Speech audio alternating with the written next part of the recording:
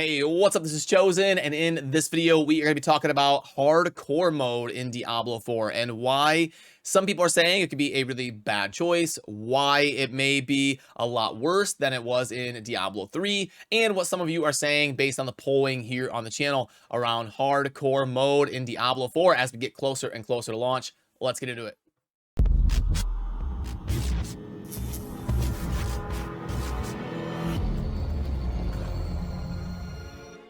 Alrighty, now first of all, massive shout out to all of you that vote on the poll over here. You can see that we got over 2,000 votes on this poll that you see up top, where do you plan on playing hardcore mode when Diablo 4 launches, and 15% of you saying yes. Now, I did play hardcore mode exclusively in Diablo 3. I was a Diablo 3 seasonal player who went pretty hard in the paint on almost every season. There's like 28 seasons.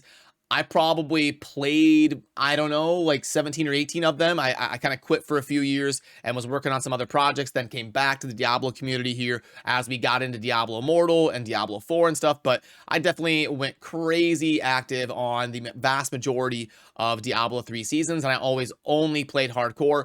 I don't know that I ever played 1 minute of softcore on any Diablo 3 season. So I am definitely in the camp of someone who leans towards wanting the hardcore mode experience. And I know sometimes you get these people that are sharing perspectives on forums and Discord servers and comment sections and stuff where it's like, why would you play hardcore? Why would you just want to force yourself to start over for no reason and deal with that madness? Well, the reason is because it creates a certain excitement that you just aren't going to get on softcore. I'll play you a clip here in a little bit from a few years ago when I was playing with my clanmates in Diablo 3 hardcore, and you're just not going to get anything like these moments when you're playing on softcore. Careful, it's juicy. Go for it, go for it, go for it. Oh, fuck. Pass it, pass it, go past it. I can't, dude. There's no fucking way. Alright, I gotta come back then. Okay, Yeah. I'm gonna go ham and I'm about to prog, like, oh my god. Go backwards with him. How long will stasis last? Like 1 minute. There's mobs like literally an inch from me. Holy fuck, dude. Are you still okay? No, like, I'm not. I'm literally fucking about to prog. Can someone come and help? Go to him. Go to him. Hold up. I'm juking so fucking hard right now. Okay, come here. Whoever's there, just come on. I'm juking. Oh my fucking god, dude. Can you just go IP him, then TP out, and then I need help. I've got an elite on me. We just gotta get together. No, yeah, I made it. I made it to the second floor. I'm here. So Stasis. let's all go. Stasis. All right. Let's stay here. Stay up on floor 1. Floor 1. I'm coming out of stasis. I proc. Can we come back to the center? Come back to the center of this room. I'm on proc. I'm about to die. No, you're not gonna die. Just keep killing.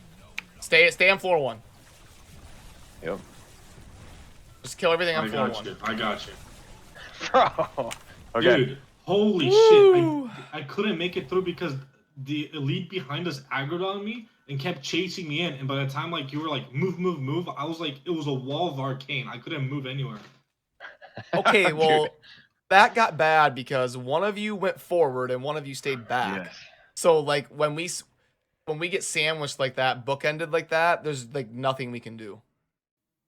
So yeah, it's just for the rush of everything being that much more important, of having to watch your friends back, having to play with people that you can count on, having to put yourself in situations and save backup gear, and the overall management of how you play and your clan and your friends and your account. It's just a different experience that can feel a little bit more impactful and a little bit more exciting.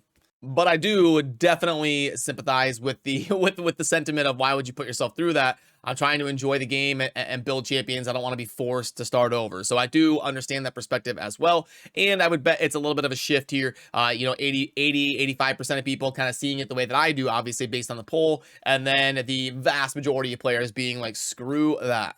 And if I go through some of the sentiments being shared on the channel, this is one that I can definitely relate to. We've got, I'll play softcore until I understand the mechanics and danger. Also, the biggest threat getting to hardcore will be the server issue. This is 100% true. And this is kind of the way that I'm leaning towards personally. Even as a hardcore player myself for years in the Diablo franchise, I know they're doing like that initial Diablo 4 release. They are calling it a pre-season, and then they're going to be kind of launching the first iteration of the season. They said within a few months after release. So what I will probably do personally is use that pre-season. Even Blizzard's calling it that. They're calling it pre-season. When the game releases, I will probably play softcore, try out a few different classes, try out a bunch of different builds, and try to learn the game and all of its mechanics and everything. And then for the first season, I may swap on over to hardcore at that point. This person also says maybe if they add some actual incentives for playing hardcore. Yeah, I agree with that. It might be kind of fun if hardcore would get a boost to their XP or a boost to their drop rate. I mean, as long as they're all playing the same game, it's not like it would be an advantage or anything. So I think that would be fair. I think, you know, the incentive to play hardcore would be a little bit higher if you knew that you could kind of ramp up your account and ramp up your characters faster. And since you're going to be dying and losing characters, I feel like that would be fair if there was some sort of incentive or boost to the hardcore experience. On launch, no, but eventually, yes. Yeah, it seems like a lot of people are going to kind of be in that boat of wanting to kind of learn the game first, and then swap on over to hardcore. So yeah, thank you for all of you that shared your perspective on hardcore. But I did also want to talk about some of the mechanics in hardcore that may make it a little bit interesting and a little bit more of a challenge. So number one, first of all, and this will be something that Diablo 3 players can really relate to, and that is going to be the lack of cheat death mechanics. Now, I do think they are going to be in the game with certain legendary aspects and things like that. The ability to cheat death if you suffer fatal damage, but in Diablo 3, every single class had a special passive ability that made hardcore infinitely more viable. You have like your demon hunters proccing awareness, or your witch doctors proccing spirit vessel, and whatever. You had these different passives that could help you save your character that were on a 1-minute cooldown. And you also had things like a cheat death on your follower. If you were playing on solo, you could literally get 2 cheat deaths on every single class, and that made hardcore almost like a middle ground. It wasn't true hardcore, but it was definitely more risky than softcore. So it almost was just like this this purgatory of hardcore experience on Diablo 3. Some people like that, some people didn't, and it comes down to each person's preference.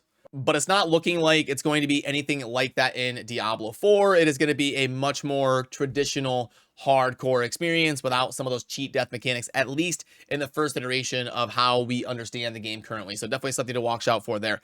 Also, the dynamic level scaling. So as you're leveling up your character, the mobs are going to be getting stronger with you. So a popular strategy in hardcore is just to make sure that you're taking your time, you're going slowly, and you're always making sure that you are over leveled for the content you're going to be facing. So let's say you're leveling up a new sorceress in Diablo 2.